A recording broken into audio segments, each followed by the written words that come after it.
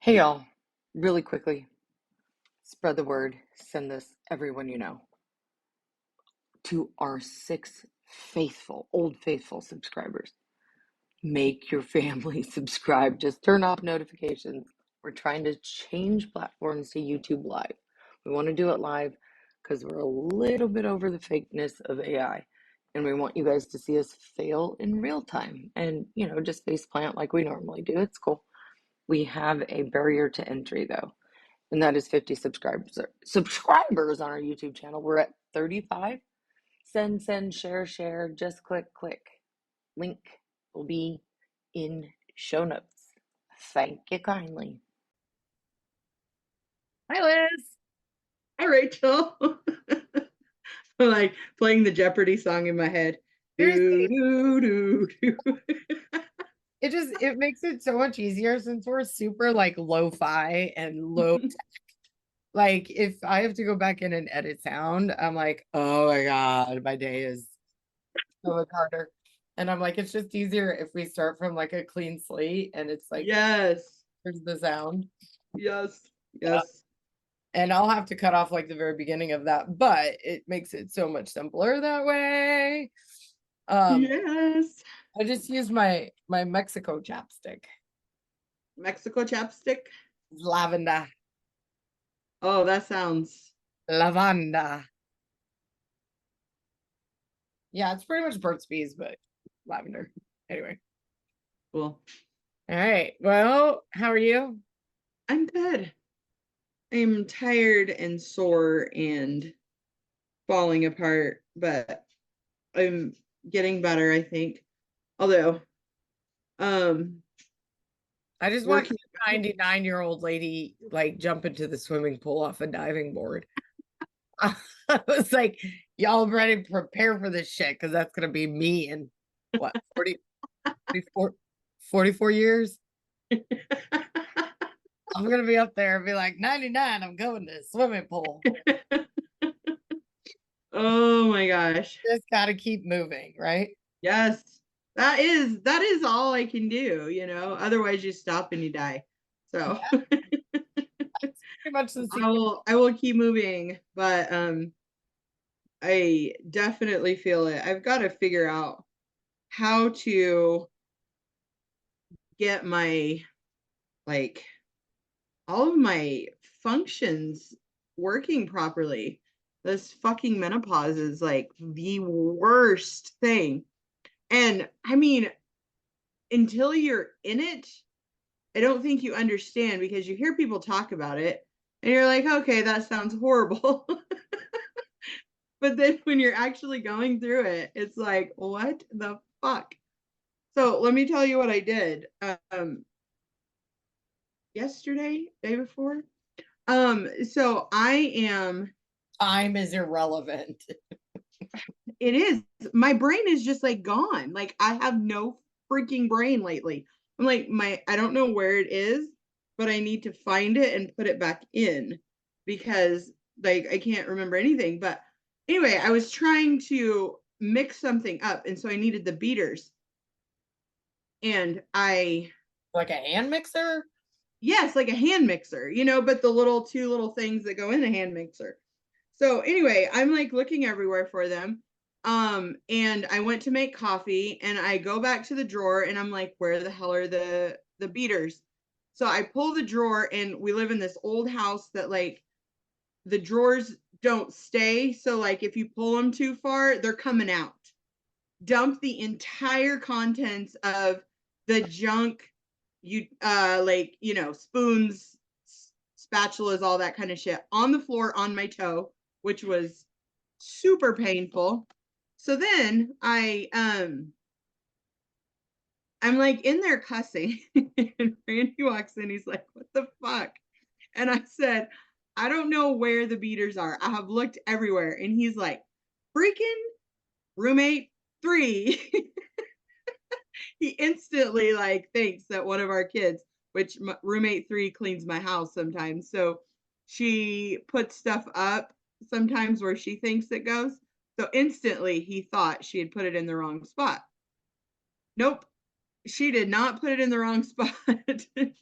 So basically, about 2 minutes later, I go over to the coffee machine to get my coffee, and the beaters are sitting On top of the right coffee there. pot. Yeah. So in my brain, I was looking for them and grabbed them, but then forgot that I had grabbed them and set them down and was still looking for them. So all of that could have been eliminated if I could focus for 5 minutes. I mean, oh my gosh, it's just ridiculous.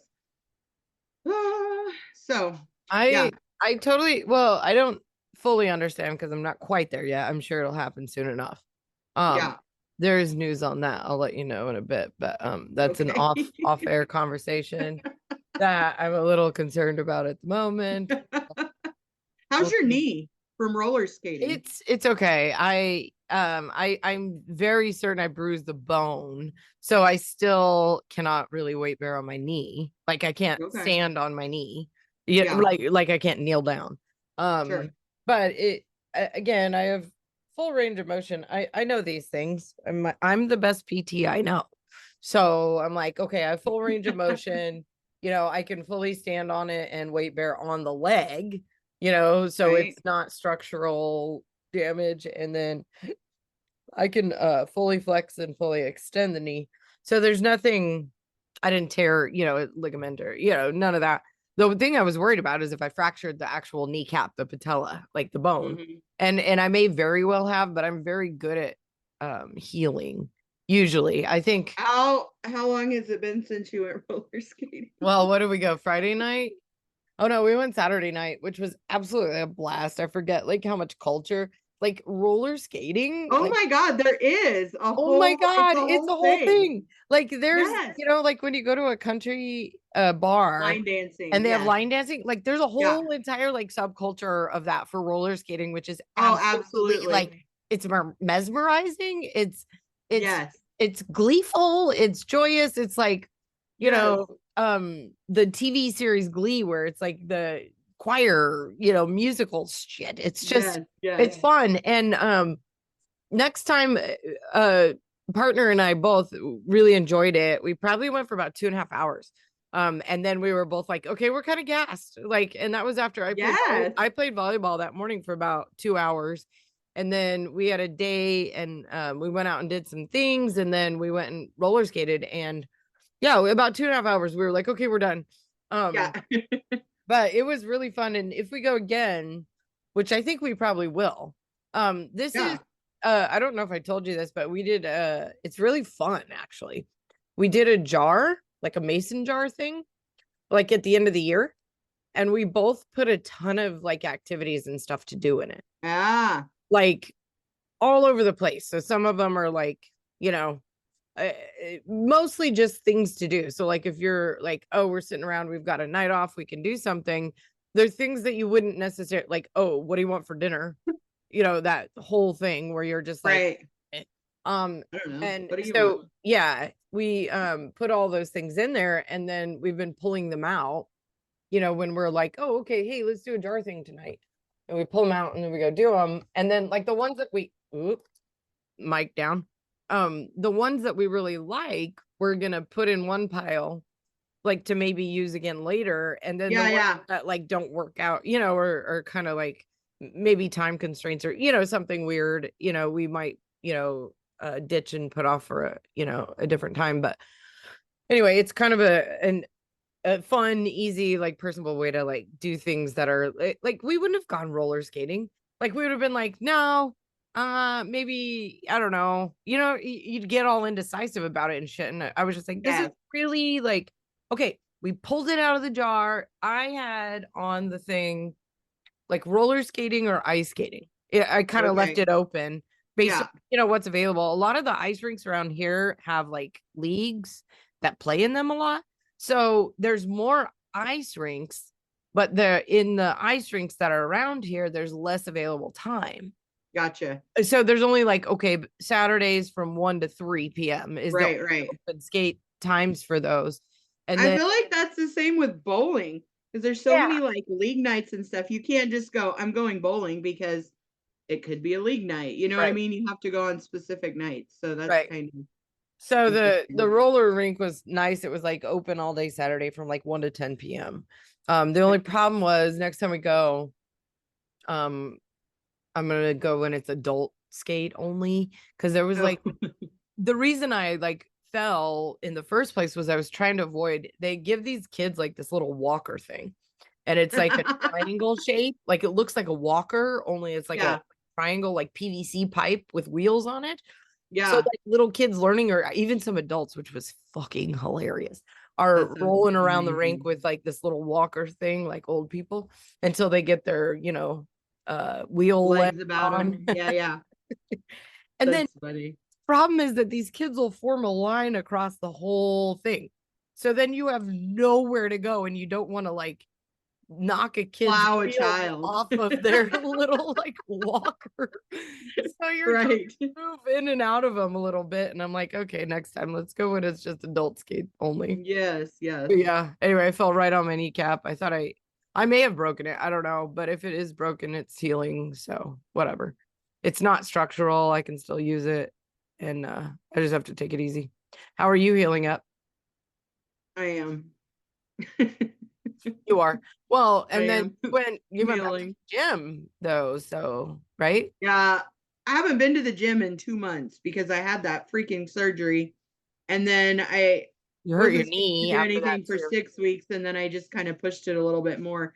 And so anyway, I went and worked out, and I am kind of competitive in things like that. And so in all aspects of life.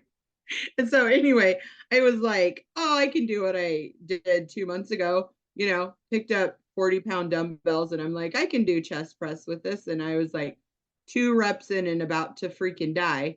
So of course I pushed through to a set, and then I went down to 25 because I was like, I can't do 40, but still, even 25 kicked my ass. I was like, oh my gosh, I am like so sore. Today, my armpits are like, underneath here. Ooh, very sore. Yep. And my chest, all across my chest, lifting them boobs. All the things. But anyway, and then my abs too. Oh God, abs haven't been worked in a while. So yeah, my body's hurting from that, but at least it's not like from falling. It was I think I've pretty much healed from that, except for my knee that's been bothering me. But my knee, I am not even going to fuck with the doctor anymore because they are so nonchalant about everything. I mean, I went in November. They said they would get me an MRI. It is January 30th and nothing. And I have called the office twice to see if we're getting an MRI. Nothing. So I'm like, you know what? I'm just going to deal with this a while longer, and hopefully it just will heal itself. I think taking it easy maybe helps. I don't know. Stretches. I found some stretches on the internet. So anyway. Yeah. We'll just try that and see if we can get it to heal on its own. I mean, I don't think it's probably, it was a pop. Yeah, which is usually indicative of ligament or tendon, yes, ACL, MCL, all those things.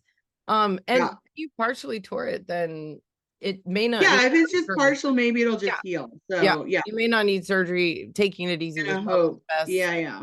And then you can start slow. Just take it easy. Yep. That's the plan. The body has I have a boogery nose. The body has a really fantastic way of healing itself, quite honestly, without a lot of intervention. Yes. A lot of times.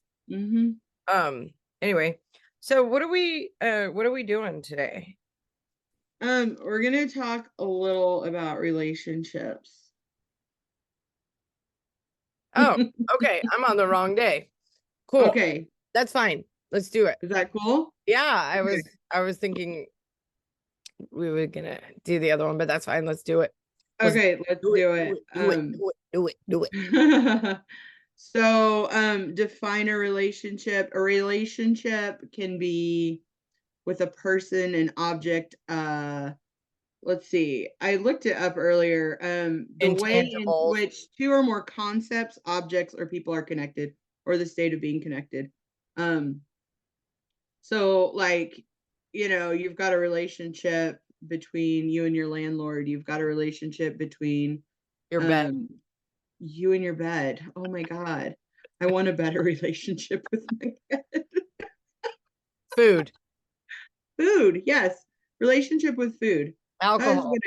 That has been a tough one for me my entire life, the relationship with food. You can relate probably. Just because we had such a bad one when we were growing up that my relationship with food has been fucked up until I'm gonna say about 4 months ago, I think I finally got it figured out, which is crazy. But anyway, yeah, relationship with alcohol, which is Alcohol, object. family. Yes, family you can have a relationship with. But what I kind of want to talk about is relationships, like your personal relationships, with like a partner or a significant other or marriage or that. So Interpersonal relationships with yes. us and our partners or other romantic Yes. romantic Romantic. relationships. Yes. Yeah.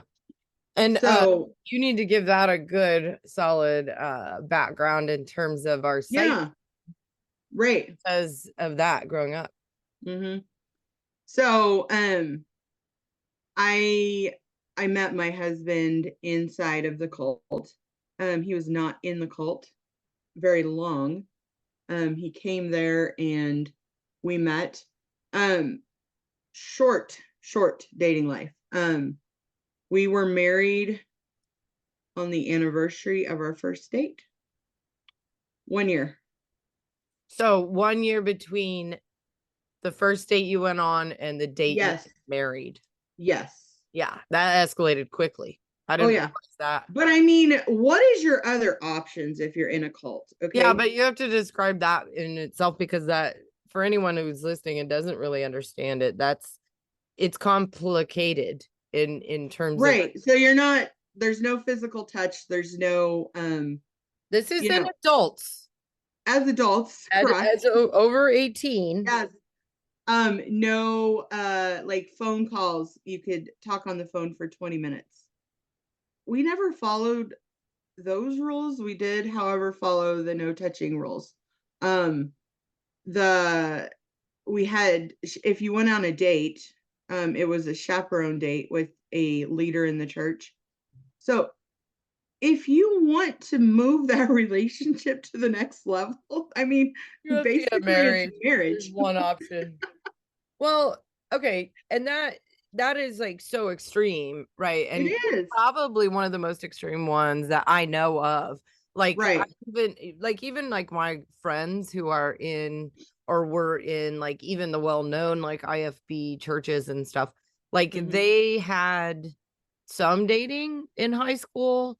Yeah. Had like you were allowed to have a boyfriend. You really couldn't like physical contact wasn't a big like they couldn't really like kiss and do anything else other than that, but they were at least allowed to like have a boyfriend and like start a relationship that was kind of like boyfriend girlfriend, right? Even if they weren't allowed to touch, which a lot of them did anyway, it just never never caught because it wasn't highly policed or monitored. That's so factual. But you got to back up a step though, because part of like the foundation for you and I and any romantic relationships, and you've really only just had basically the one for most of your life, is that prior to that, what was our relationship with, and both of us are heteronormative straight. I have dabbled, but for the most part we both identify as sexually orientation wise straight, heteronormative in terms of partner, male female, right. So but then prior to that, like growing up, our dad wasn't there. So no male, I'm going to say no male role model in the nuclear family, right, as defined by mom, dad. Yeah. So our only male role models for relationships outside of the nuclear family were authoritarian figures in the religious cult that we were in. Yeah. And those were really like dictator Yeah. relationship. I mean, I think that's a good way to put it. They were definitely all about the patriarchy of like male, female. Yeah, the hierarchical structure was not longitudinal. Yes. It was Yes. From here very on. much, Yeah. It was God, man, women. and kids, and we were under, yeah, hmm until you were 18. Sure.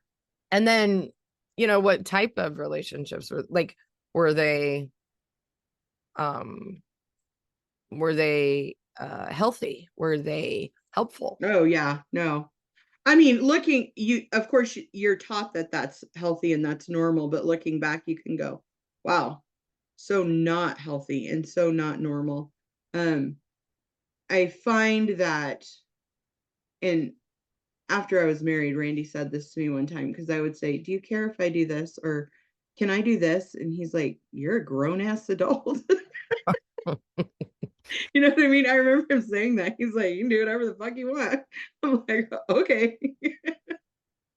I mean, I think on like big decisions, it's good to consult with your partner, but you don't need to ask permission to do something, But Still, that's I how still struggle with that one. I know. That's something though that like literally we did all the time. There's just you don't do anything without asking permission. But From I a remember man. he said From a that to me man. early on in our relationship, and I was like, wow, okay. Yeah, but that's groundbreaking, I was like, right? oh yeah, Because of no, the way that totally. we were told and taught hmm that you don't do anything. No, I mean, you can't breathe without making sure it's right, okay with, right. the male who is over you. hmm And that is Yeah, not healthy. That's not no. the way the I world. mean, and we developed some very unhealthy habits. I don't want to say habits, but things that went on, Behaviors. behaviors. Yes, because we were, or especially me, was thrown into this world where like there's all these rules in this structure, and this is how you are as a woman to a man, and all this, and then thrown outside of that. I mean, we had only been married a year when we left. So we had not been in our marriage very long, and all the rules changed instantly. We thought we needed something else. We tried churches, we tried, things like looking for something. We couldn't figure out what it was. Finally decided church was not for us. Randy has said we have tithed enough for the rest of our lives. On parole for time served. Yeah. Literally. But it was just we changed so much from the time that we met until the time, say a year and a half after we were married. We changed so much because the rules changed, the environment changed, everything changed, and we weren't sure how to handle it. And so lots of fighting. I am literally amazed daily that we're still together. We did split up after 7 years. We were married for 7 years. We split up for a year and a half. We're going to file for divorce, did file for divorce, did all the things, never sent the stuff in. So we didn't fully go through with it, but we separated like legally and physically. I moved away, but it's because we were fighting so much. We fought all the time in front of our kids. We fought over finances. We fought over raising the kids. We fought over, all of these things because we were just trying to make our way and figure out how to be humans outside of that structure. So it's very challenging.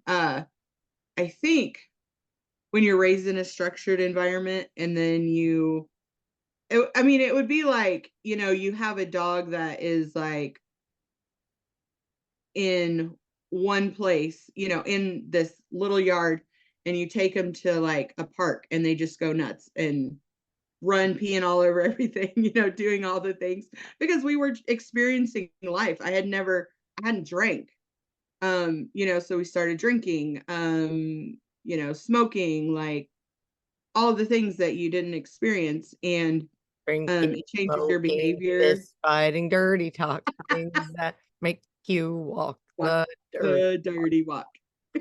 Oh my God, I can't believe that came into your brain. We had that song. We sang that song on the Control bus. it. It's Oh just my gosh. There's so many of those crazy cracking songs. myself But up yeah. right now because Huh? I'm cracking myself up because you said something and I'm cracking up. I was like half awake, half asleep the other day, and I woke up. I said, I just got to go practice being human today. As if I were an alien or something. But I feel like that's every day. Like we have to Yeah. kind of practice being human.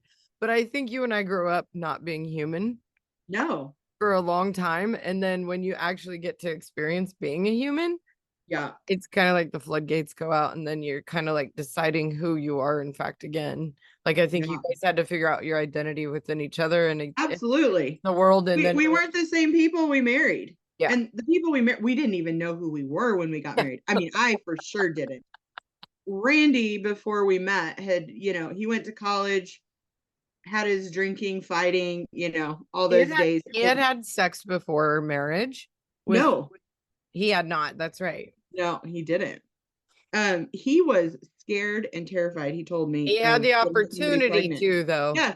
And Yeah, then no, he dated, did all the other things, but he was scared to death of getting somebody pregnant. So he always avoided the sex. So it was our first time together for sure. Even though he wasn't raised in that environment, he was just somebody that didn't want to have sex before her marriage. So but did you guys talk yeah, about that beforehand? yes. And he told you? I mean, I was terrified that he had sex. I mean, I assumed he had sex, and he said he didn't. I still didn't believe him for years. Because I'm like, how do you even know how to do all the things when you've never done it before? You know what I mean? Like Yeah. literally. Right. So, I mean, it's a legit question. I support having sex before marriage. I think it's a great thing. Absolutely. I think you know a good wine absolutely until should. you try a few. Yes. Well, you need to make sure you're compatible. My God. Like, that is so important because, like, sex Yeah. is a huge part of any relationship. And there's so many competing things about that, like around the world with like arranged marriages and stuff, which happen really a lot more commonly than we'd like to admit. Sure. And it's like, well, yeah, you can learn to love someone, but Yes. it's really it's doable, but it's also nice to like know that there's some shared values and things beforehand, Absolutely. which is what you guys probably thought, and you probably Mhm. did. Like you probably Oh, no. still did share values of things, Little did he know how much I was not into what we were in.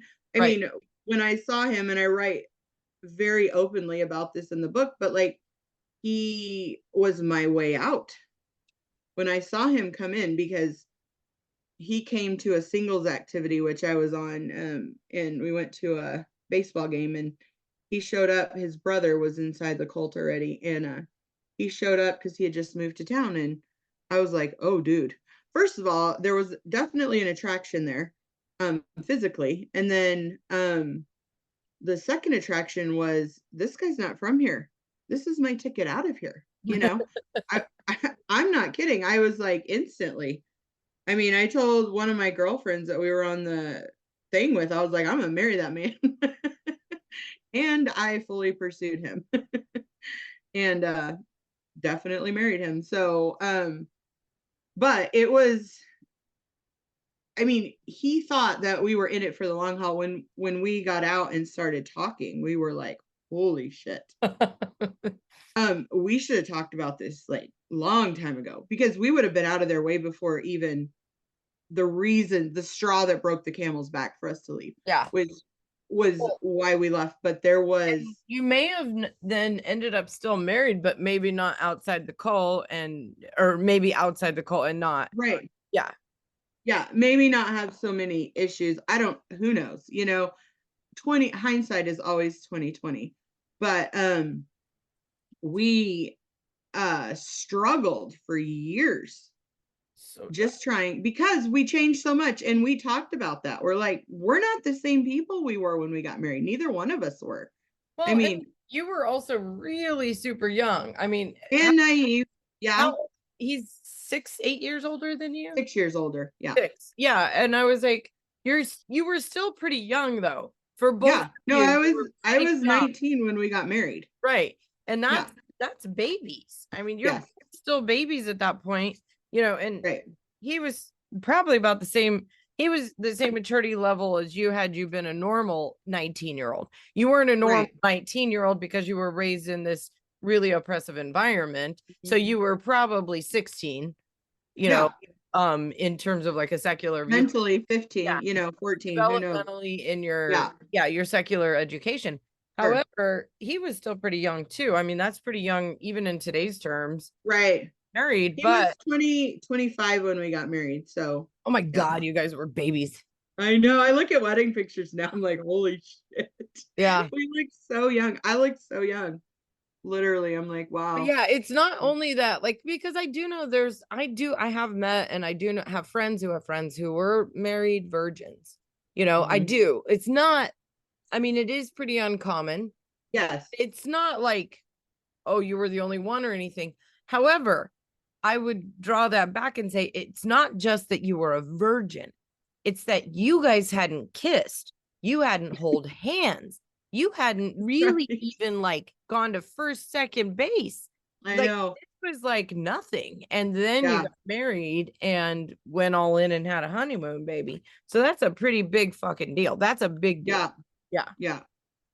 Well, we had a honeymoon baby because we had counseling session the night before the wedding with the leader who walked us through how we were to handle ourselves. Which is so laughable. Oh my dear God, the fact that we sat through that without saying, what the fuck?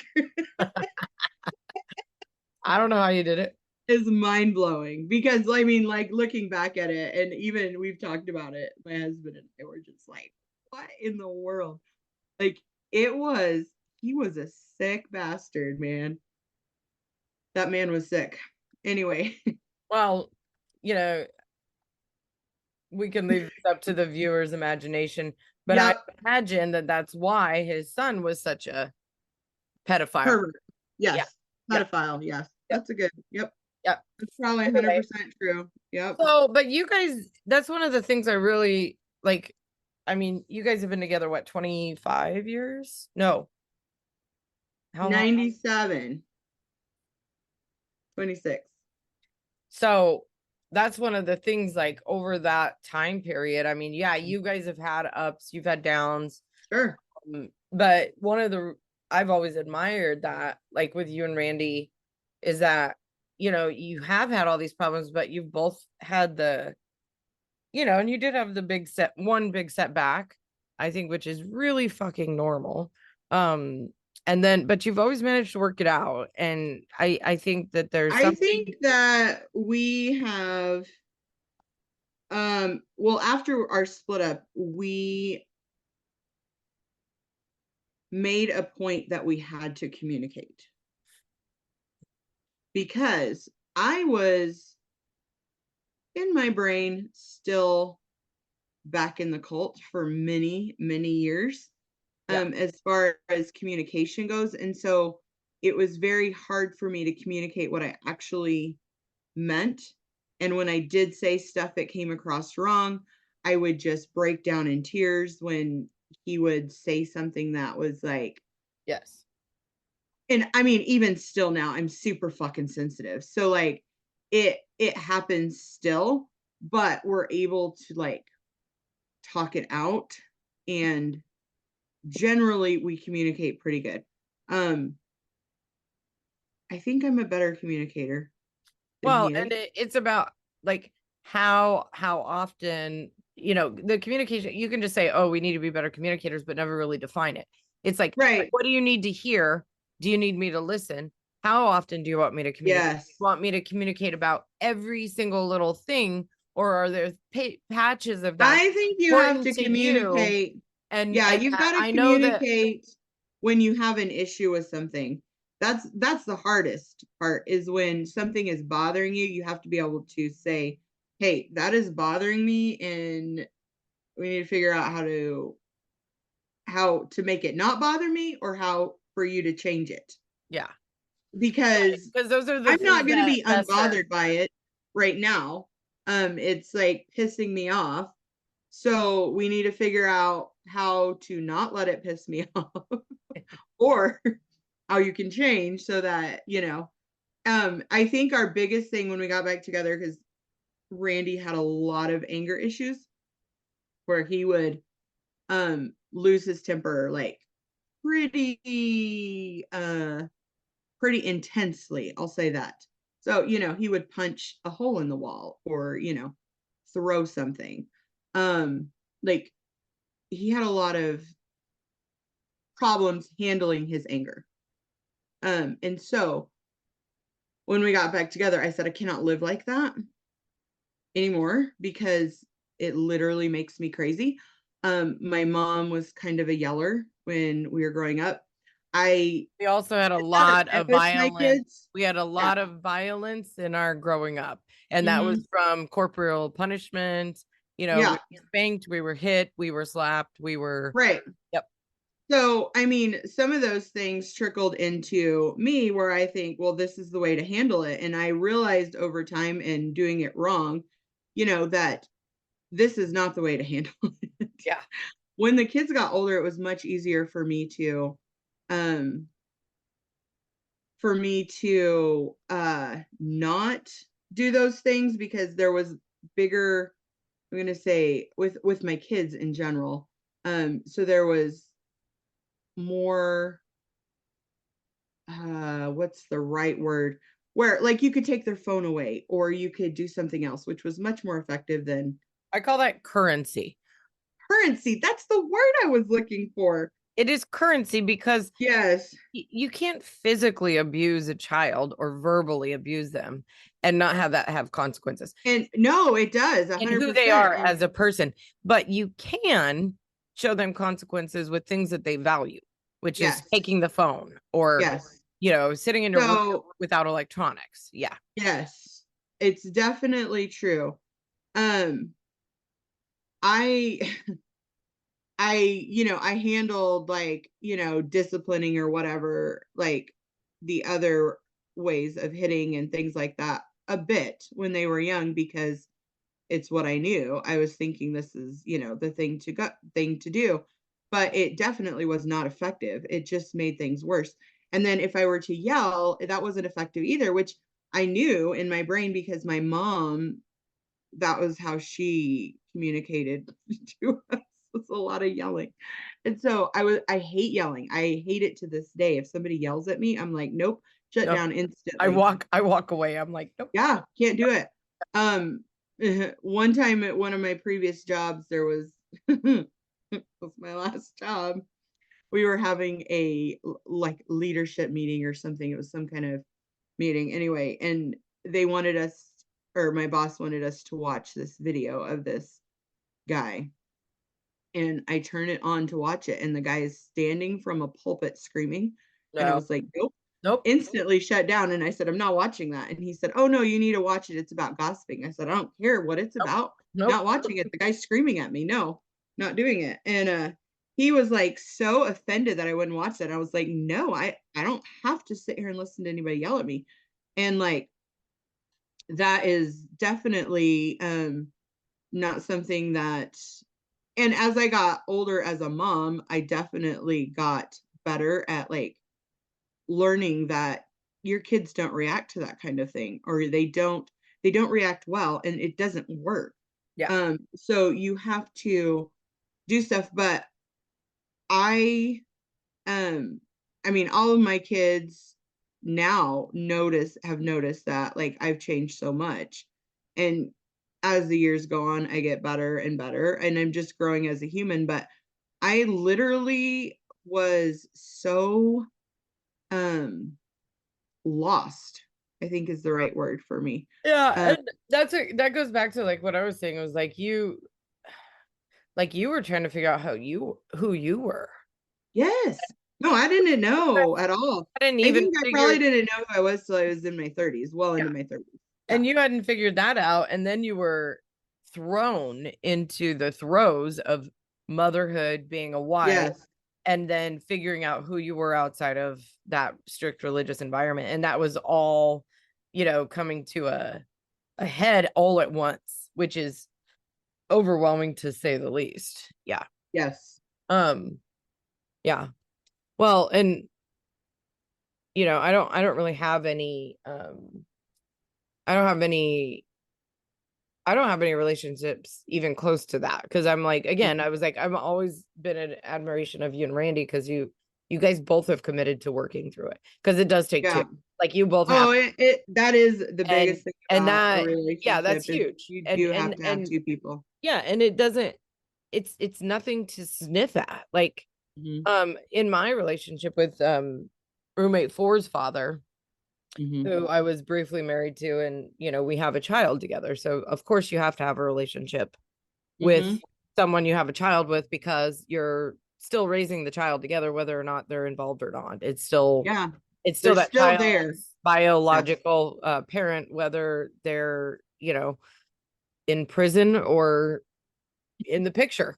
And that was my case. And my big thing was I never really cared enough. I really didn't. I didn't want to be in that relationship. I didn't love him. I never loved him as a romantic partner. He happened to be there. We got pregnant together. And at some point it made sense that we got married, because I had money invested in a relation, in a business that we had together. And I felt that it was a risk for me to not get married because of that, which, in hindsight, I could have done it a lot of different ways. But again, I didn't know, who I was.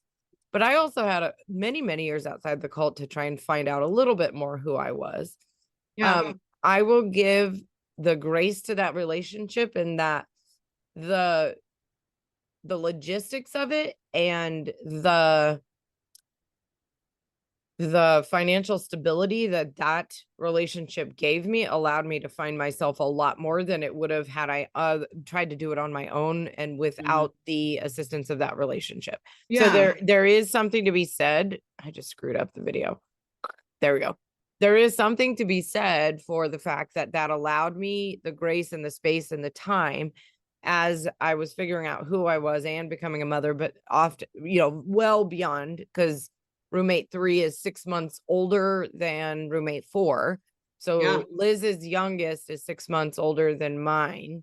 And so by the time you were already done and out with all yours, I was just about to have my first one. And that did give me a little bit more time, right? It gave me a little bit more to figure out who I was and to kind of start on my journey recovering from the cult and, all the tactics. So of course, I did have a ton of relationships, but nothing of significance, right?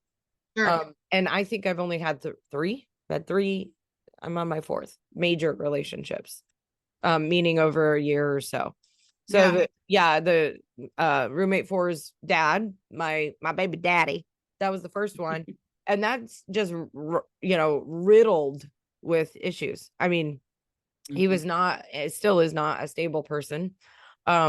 He did not do right by his daughter at all, which was one of the, I think, the things that I'm most proud of are maintaining her relationship with her father while raising her by myself, basically, is that I managed to keep that relationship intact at the very moments that I really felt like I couldn't, I'm proud that I actually maintained that, because I know what it's like growing up without a dad.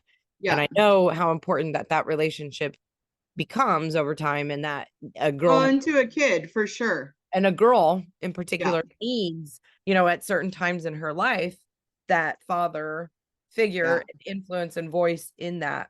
And so I'm really proud of that. And then, and all of my failed relationships were in search of something that, I didn't have, right? And it was always daddy issues. And it was like, no, actually, in every single one of them, if I look back, every single one of them, so there were very few faults on my part. I was looking at the wrong person, and those people were not full people. They were not at my level. I had done and still do a ton of work on myself. I have my faults, but all of them, let's say the failed 1, 2, well, I really wouldn't, excuse me. I really wouldn't consider Jay. Do you know what I'm talking about? I don't even consider that a relationship, because I feel like that was a friendship. And still do to this day consider it a friendship. I think it should have always stayed that way and should have never really gone any farther, because we still are friends. I mean, I still consider friend, and it should have just stayed that way. But I'm talking about like D and M. Those are the two big ones.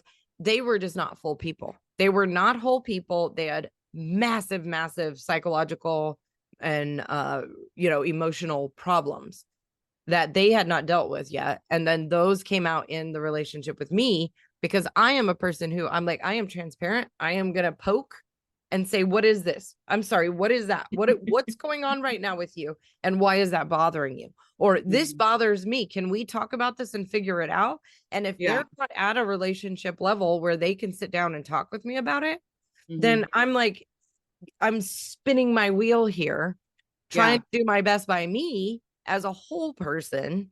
Yes. These, and I'm not even going to say the term men. They're posing as men. Right. Posing as men, practicing men, but not really men who can't sit down and talk about it. So if I was as valuable to them, they would have dealt with themselves and their emotional issues and their, relationship faux pas that they, did not deal with on their own. And of course I have flaws. Yeah. I mean, I certainly would not say I don't. And I think I'm very upfront about those too. And I'm also willing and able and capable of owning those and saying, it's me. No, I think you're really good at that. Like, if somebody brings something up to you, you are so good at taking accountability. Well, if it's my fault, it's my fucking fault. Yeah, no, but I mean, but a lot of people just deflect or something. I think in the past few years, I've gotten really better at that, even with my kids, because I mean, they bring up stuff all the time of, things that I did wrong as they're great. They're great at parroting and mirroring. I know, but I'm like, you know what? I am so sorry, because I really am. Like, some of the stuff I don't even remember. I'm like, oh my God, I'm like, sorry if that happened. I honestly do not remember. But like, if you feel that way, I'm very sorry. You know what I mean? Because I am sorry if it affected them that largely. Because I mean, when you have children, you do not intend to fuck them up. I mean, her goal is to raise. I mean, my goal was to raise children that were happy, healthy, and could function in this world. You know what I mean? And I don't think that anybody going into being a parent wants their kids to suffer.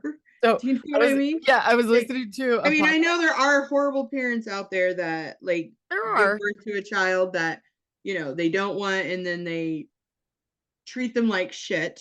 Yeah. And, they're usually narcissistic or psychopathic in some way. But yes. I was listening to a podcast yesterday, and the woman who was speaking is now a prolific writer and author, and she's brilliant. And but she had a kid when she was like 15. Wow, that's young. And her parents decided, she was going to keep it and whatever. And, the dad was out of the picture. So she basically finished high school, raised the kid, started a business, and she grew up on a farm. And so her parents were like, no, at 18, you got to go. Like you're out. And she had medical bills from having the child, from all this stuff. And a 3-year-old. And she told this story, and it was so heartbreaking and so like, oh my God, I just got like goosebumps, and I started almost crying and tearing up in the car listening to it. But her parents had a farm, and it was mostly like grain and vegetables. It wasn't cows, but surrounding them were cow and cattle lots, feedlots. When the cows come to the feedlot, like for the last 3 months, this was years and years back, they would fatten them up for slaughter. So in the feedlots, they're expected that they come in, they just give them a ton of grain, they put on additional weight, they go to the feedlot, they slaughter them, and then they get the weight, for the beef.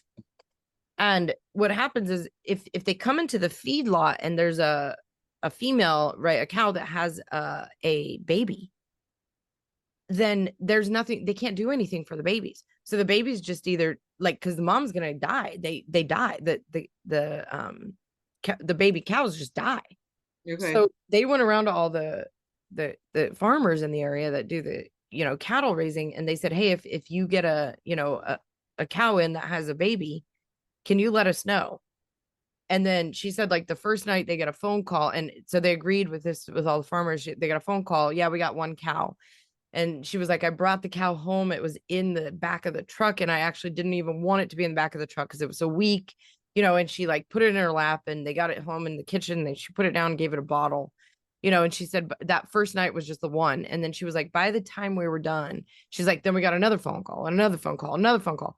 By the time they were done, she had like a herd of cows, of these babies from the feedlots that was like 45, strong, of these cows. And she went to the feed store, and she was like, I've got to get them, big enough. I can't afford it right now. And meanwhile, all the bills are piling up. Can't afford it right now, but I've got to get these cows to the, to mature enough to where I can sell them, for the beef and get my money back. So she made a deal with the store owner. She said, okay, I'll give you enough grain to feed them, and then once you get the right payment from them, you can pay me back. So she took out this loan on the cow feed. They get up to weight. She goes in, and at that time, I can't remember the year exactly, but she said that year cow and beef just took a nosedive. I mean, so she was looking at losing money on these cows that she had like raised on her own, with her own hands, with her own debt, to try and pay off her medical debt and get herself a place in life, with her daughter. So she goes into the cow lot that morning, and they're getting ready to auction off the cows. And, farmer after farmer around her is just losing their ass, on their lots and their herds, and she walked in there and she told them all, I've got to sell these cows. I've got to pay off my medical debt. I've got to get out of the house. My daughter, is old enough now to where I've got to get out and do my own thing. And, farmer after farmer comes through and just loses.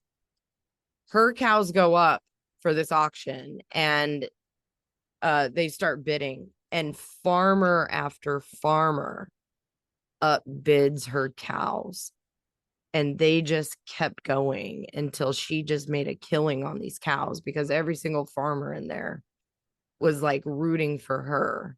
Oh, that's amazing. To pay off her bills and get out and like start a new life with her daughter.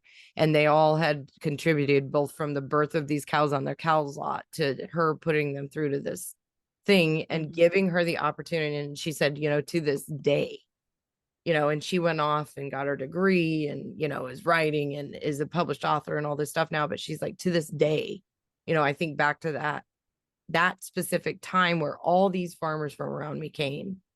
and just put in their hard-earned money that they were basically losing everything on, you know, because they knew that she had the right intention in mind and she was doing it. And that's a good parent. Like, that's a good enough parent. Like, but then it's just heartbreaking. Like, all these guys are losing their ass and then they're just bidding up her cows so that she can have a chance in life, you know, to do something. And that's all we ask for. And that's all we can do as parents. Yeah. When our kids say this stuff back to us, and her dad, the whole point of that story was that her dad handed her child. And he said to her, "You're going to fuck her up." That's what he said to her. He said, "Oh my gosh, you're going to fuck her up. If you raise her right and you do it well, she'll find the space in her heart to forgive you." oh my god."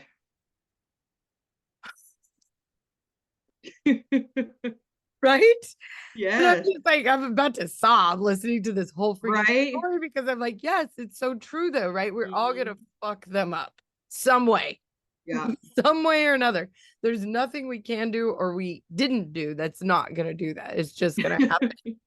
But then if we do it well, they will find the values that they can, you know what I mean? They can forgive and forget. They can take some of those.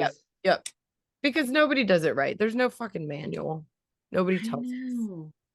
Anyway, It's but the relationships with men, those are a whole different story. But that's again, yeah. so all men were, you know, all men had a mom. You know, most men had a mom. And Yeah. same thing. It's like, well, you know, you can blame the mom or they can forgive their mom and move on and have a relationship with you, you know? Yeah. Because everyone makes mistakes. Oh, we've made many. I've made many. Yeah. But yeah, so I mean, I feel like relationships, like with your spouse, your kids, whatever, so important. I think it's important to it is work.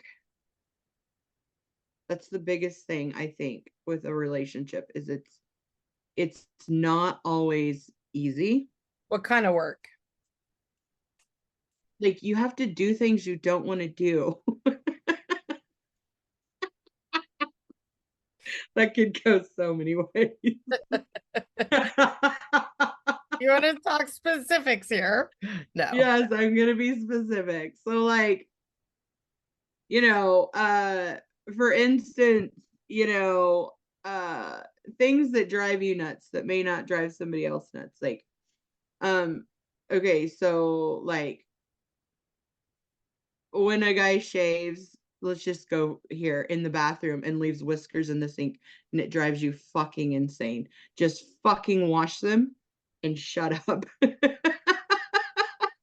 Rinse them down and wash them. Like, it's not worth it to start a whole thing over silly stuff, you know? Or like if you leave, it's not gonna bother them one little. no, it's not. And you like, and if you're like constantly like blah blah blah griping about it, all it does is produce toxic, you know, feelings and yes. Yep. And you know, so just like that's just like a very random, you know, thing. But like nobody in my house has ever put toilet paper roll back in the toilet paper holder.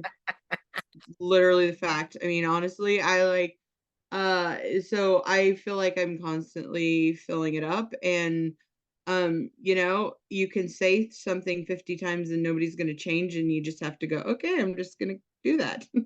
But you have to try to do things. Like, you have to make time to like spend something. You have to like, it's not going to always come natural to you to like give a compliment to your significant other, or to like, you know, say, okay, let's do this together or something like that, because you might not want to do shit.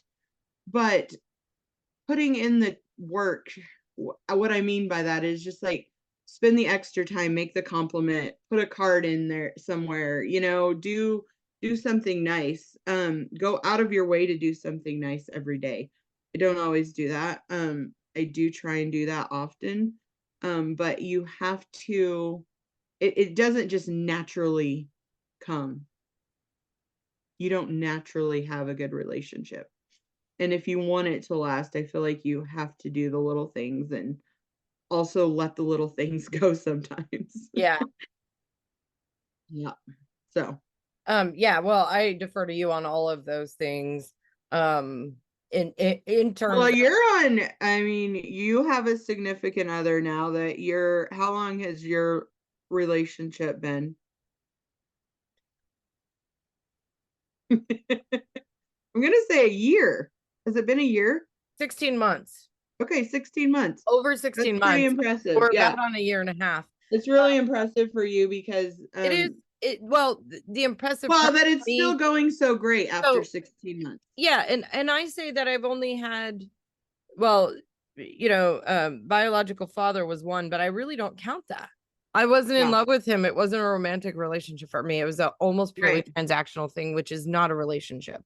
Which you said even when you were married to him. Yes, I knew that. All the time. I'm not in love with him. I don't love him. I didn't. Yeah, I'm yeah. gonna admit to something that I didn't. And Sure. then, but I think that my standards have been so high that I Mhm. haven't really delved into a lot of relationships because I dip when they show me who they are and that they're not Yeah. ready, willing to be in one with me, then I just Mhm. dip. Yeah. I do have high hopes for this current one because there is a level of shared values and Yeah. there is a level of communication, which I thought was just a fleeting, pipe dream, basically, Right. with men in general, and I was ready to pursue, let's find a girlfriend. I mean, Right. honestly, it's like at some point you're just like, yeah, it's not that there's no good men out there. It's that the men that are out there don't know how to be a man and treat a woman right at the same time. And in this current space I'm in right now, it is very, very good. It's very rewarding. And it does feel equal. And what I say when I mean That's huge. is that I come to the table with all of me and ready to go, and so does he. And he is willing to sit there and sit with me and work with this and deal with grief and deal with loss and deal with problems and talk about them. And sometimes when I know he's fucking sick of me talking about something, he'll still sit there and listen. Because you can talk about something for an hour. And he can too. Okay. So there's equality there as well. Yeah. But he does have the patience to That's sit good. and listen. And I also am very, very grateful to him for that. So I tell him that I'm like, I Yeah. know I'm going on and on. I appreciate you listening to me for the most, right? I Yes. appreciate it. And I realize that this is annoying. And I'm so Mhm. sorry, but also thank you. Those are really important things. And I think Yes. the biggest thing for me is like the kindness, even when you don't feel like it. Yeah. Like some days I'm like, I don't want to see anyone, even you maybe, but still be kind Yes. and still show up and still be there if they need you.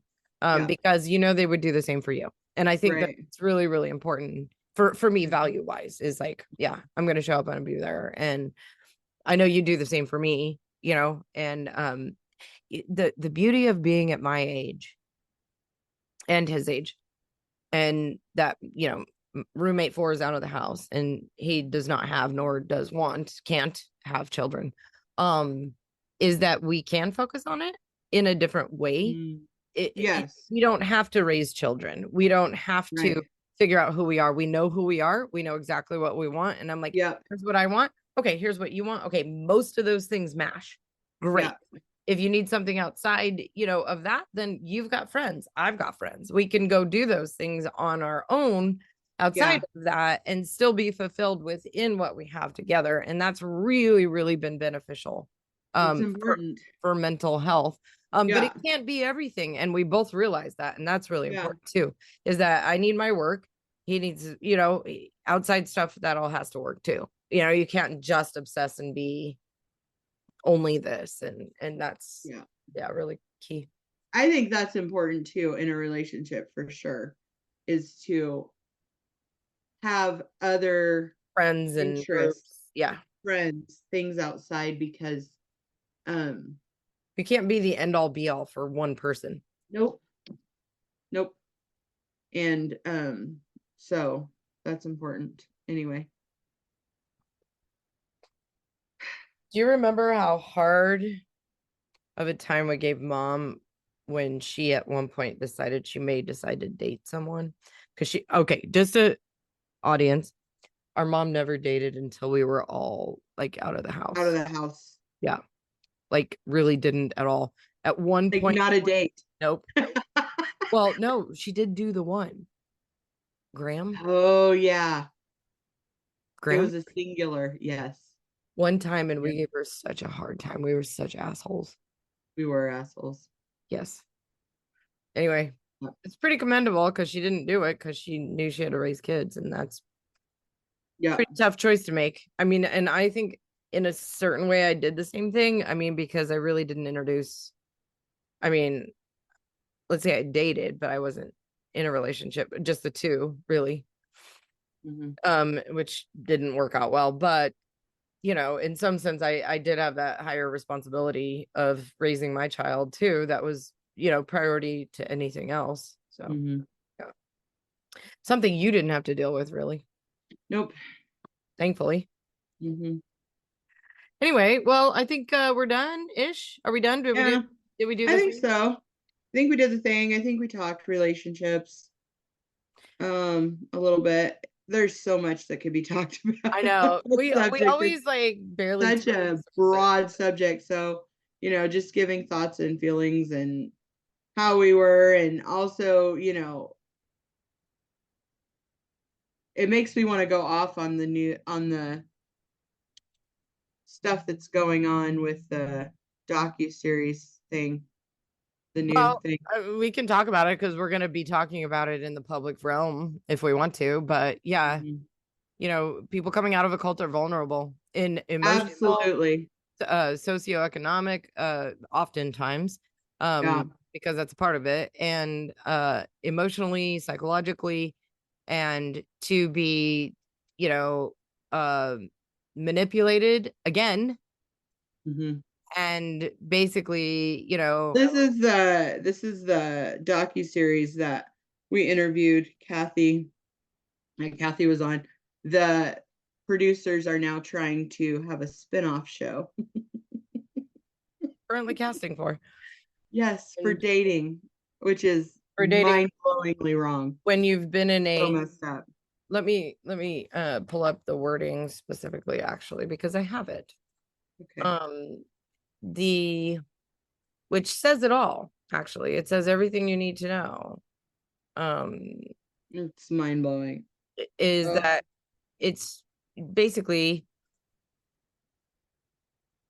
explore the world in a dating scenario after high control religion. Horrible idea. Horrible. Well, and we need to get into why, but we both know why because we've experienced it. We know exactly what it's like, and how vulnerable you are, and how exploitative you've already been. Like your existence has been up till that point, and then how exploitative that scenario is. Yes, is mind blowing, and also hugely detrimental to mental health and well being. It's horrifying, to say the least. It really is. I'm like, I was so I thought the show was pretty well done.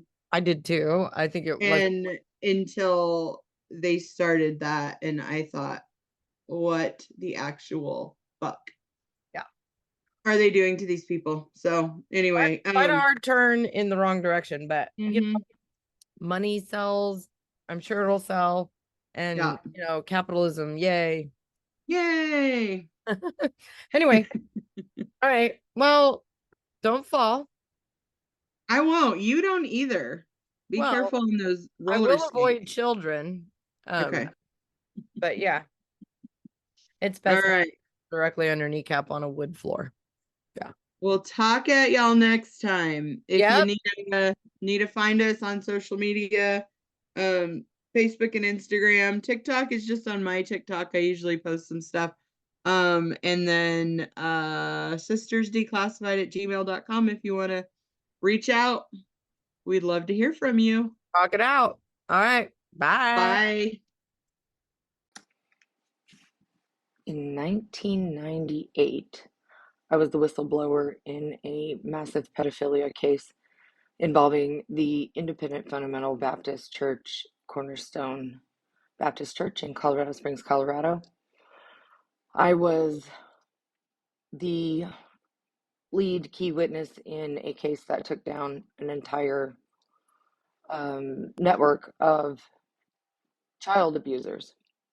Charles D. Miller was sent to prison, and this was prior to the statute of limitations law being lifted in Colorado. In fact, shortly thereafter it was lifted, and he would have gotten life in prison. My sister and I wrote a book about what it was like growing up in the cult. We're looking for publishers. We are going to self-publish, but we need your help. If you know of anyone, hit us up. Contact info is in the show notes. Thank you kindly.